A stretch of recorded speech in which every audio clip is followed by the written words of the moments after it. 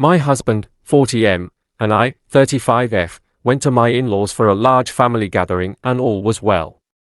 In 12 years of marriage, I have always been polite to his family, though we find these gatherings stressful.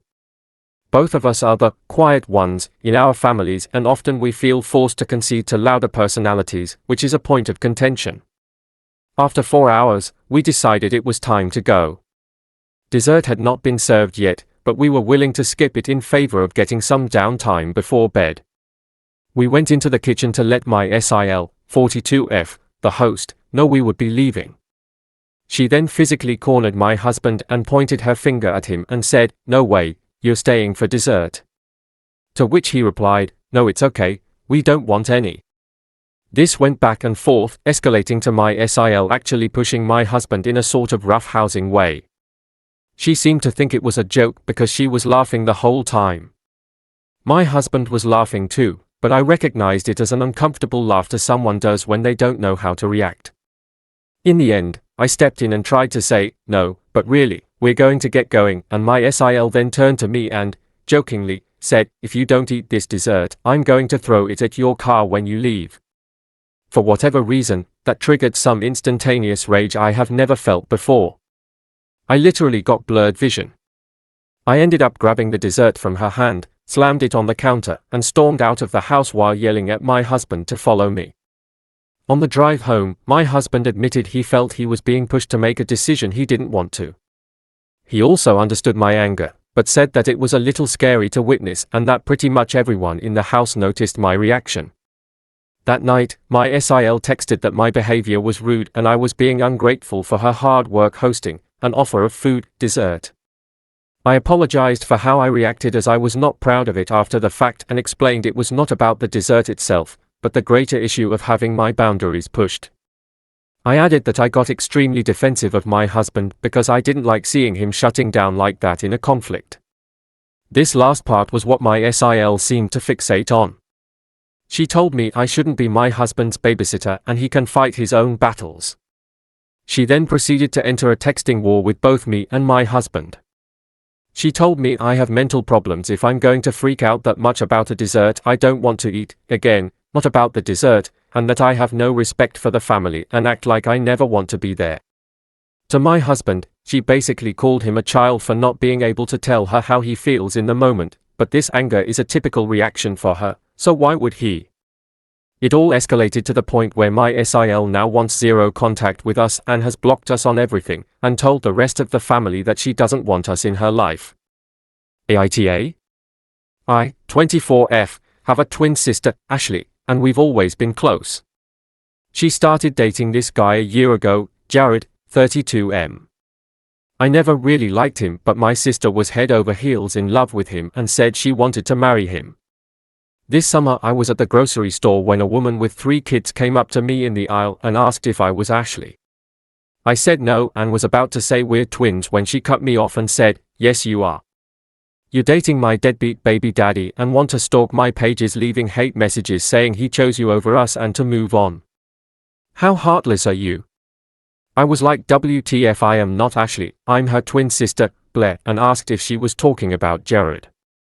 She said yes, and showed me the screenshots of my sister deeming her saying Jared is now hers, he doesn't claim those kids, blah blah.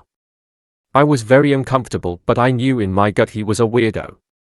I was so shocked my sister would date a deadbeat and proudly knowing how our father being a deadbeat sent us both to therapy. I just walked away. A few days later I asked my sister and she denied it at first, then admitted it, saying she didn't tell me he has kids since I personally don't date men with kids and she didn't want me to judge her. I told her I was judging the fact that he's a deadbeat, not a father. We argued about it a lot and I've looked at her differently since. Anyways, this week she invites me over and her and Jared tell me she's pregnant and are both so happy.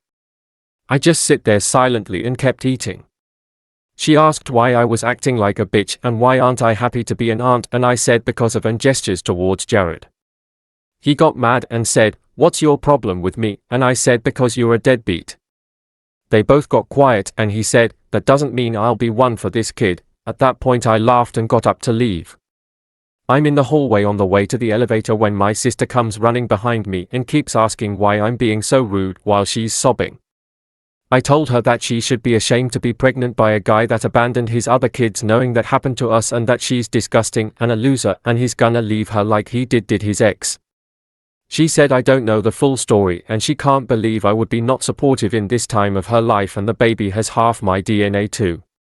I felt bad and said I would try to be there for her, but she'll realize what a mistake she made. Then I left. Now she's texting me saying she wants to come back and apologize to Jared, and I refused, and she said that she doesn't want to speak to me if I don't apologize to them. AITA? My father dropped a big bomb on our family last year when he revealed that he had a secret son from his affair years ago. After my mom found out and gave him the ultimatum, he cut things off with the mistress and she moved away until last year when she introduced him to their son Hank.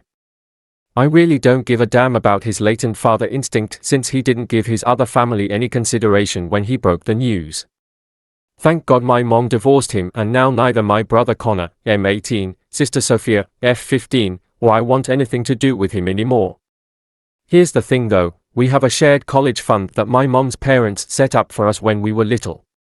My parents contribute almost half of the money and my maternal grandparents contribute the other half. The account remains under my mom after the divorce. As far as I know, he stopped contributing to that account after the divorce. Last month, I found out that my dad's been harassing my mom because he wanted to add Hank as a beneficiary to the college fund for my siblings.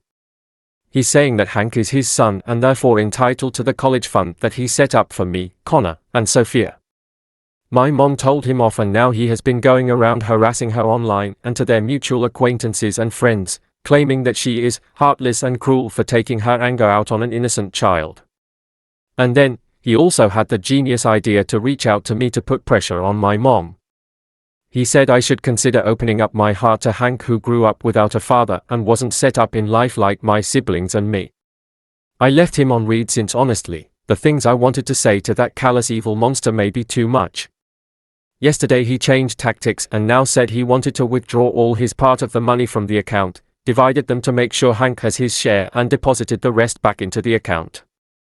With the caveat that since Connor and I didn't need to use the college fund for tuition since we both had full-ride scholarships, the money would be divided into 2 parts, for Hank and Sophia, instead of into 4 parts for his 4 children.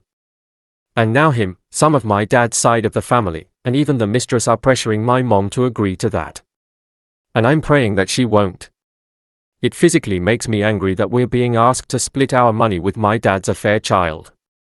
Even if yes, I don't need to use the money to pay for school, I will need it in the future. Same with Connor.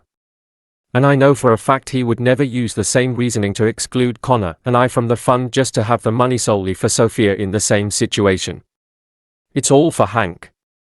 I understand that Hank is innocent and not responsible for his parents' actions, but I don't think of him as my brother. Hell, I don't even think of my father as my father anymore, to be honest. As far as I'm concerned, my family consists of me, my siblings, and my mom. That's it.